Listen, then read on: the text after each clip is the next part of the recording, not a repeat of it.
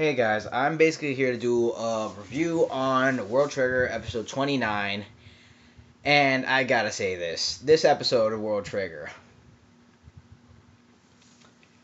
at the very beginning of the episode, like, it was just like, the regular World Trigger introduction, and I noticed that the introduction was cut very short, like, after, like, a minute, and then, like, we go to Konami, who's, like, battling out, a freaking rabbit, and no, and the animation for that, very, very good, very, very good. It was done well. It was better.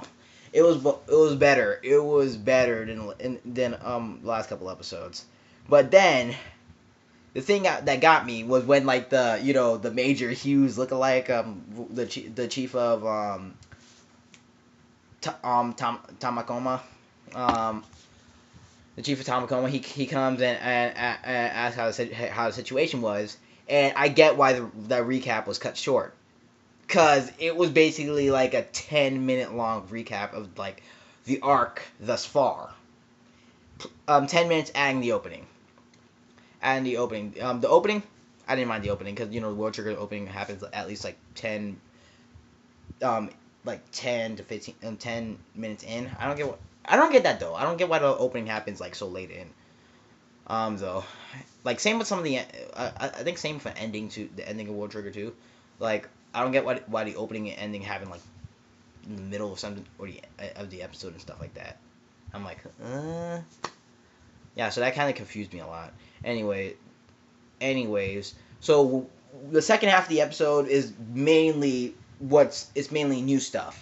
So basically, Kuga and Jin begin fighting Hughes and Visa, and Kuga, he basically got the advantage over Visa, and he started, like, beating the crap out of it. He was beating the shit out of Visa, and I already got past that part in the manga, and Kuga and Visa, and, like, and I'm pretty sure it's easy to tell. It's easy to tell that Visa, he's just he's not even taking this seriously, actually. Visa is not taking this seriously. It's easy to tell just by looking at him, and he's still smiling and stuff. Even though there's some surprises that catches him, he's still smiling and stuff. He's taking this, like, easy. Kuga, he did start off very good. Like, he's using his tactics, what comes up in his minds and everything. Like, because that's what I love about World Trigger. They use most of the actually, pretty much all the characters. Like, when they get into a fight, all the border agents, they use their minds. They plan it out. They use tactics. That's something you would usually see from like some support characters of other shonen and stuff like that, not the main characters. But you see that with the main characters. You see that throughout the entire time, all their fights, no rushing or anything. They do that. They plan it out. They think with the main characters and everything. Like, and they already set up traps and had the upper hand. Then Jin reveals to Hughes, not freaking the Major Hughes lookalike, Hughes, the neighbor Hughes. Oh my god. They reveal to him that, like, he reveals to him that, like, if he's such an important asset, why are they gonna leave him behind? And he explains the side effect to Hughes, that he can see into the future. And like, Jin keeping Hughes at bay is actually lowering the risk of the worst future, to where Osamu will die. So yeah, and Osamu and the other A rank member, his senpai, Osamu senpai, and Chika, they all went to got the fuck out of there, which is good. They got the fuck out of there. Meanwhile, back at border, the one of the black triggers, I forgot his name. Shit, Inida. Yeah, Inida.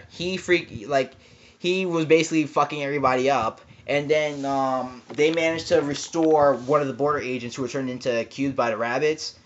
back to normal, and he started battling Inada with his group, and then they got into the training room because in the training room like they can just keep getting resupplied with Treon and stuff like that, which is good. And like the episode ends off with them saying, "Come on, let's play, let's play, let's play for a bit," and that was fucking badass. That was badass.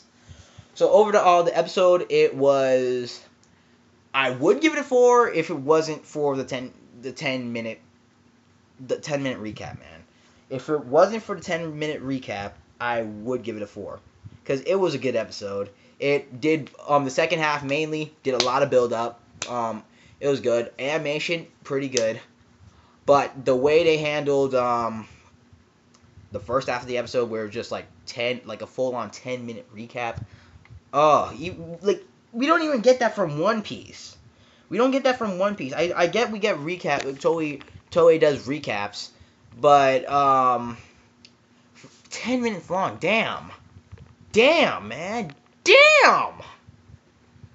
Like, that was not funny. Like, the first 3 minutes, that was new stuff. The first 3 minutes of the episode, that was new stuff.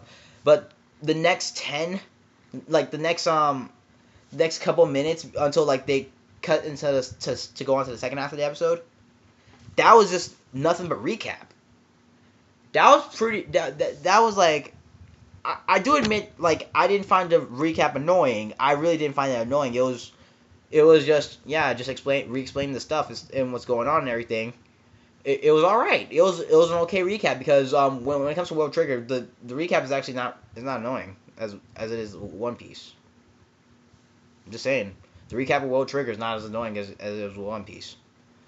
But anywho, I enjoyed this episode. I will give it a okay. If it wasn't for the recap, I would give it a 4 because it was pretty good. Did a lot of build up and left you with a cliffhanger wanting more. That's the deal with World Trigger. It will leave you with a fucking cliffhanger wanting more, or it will fucking troll the shit out of you. Kuga, for instance, he's a fucking troll. I'm just saying, he's a fucking troll.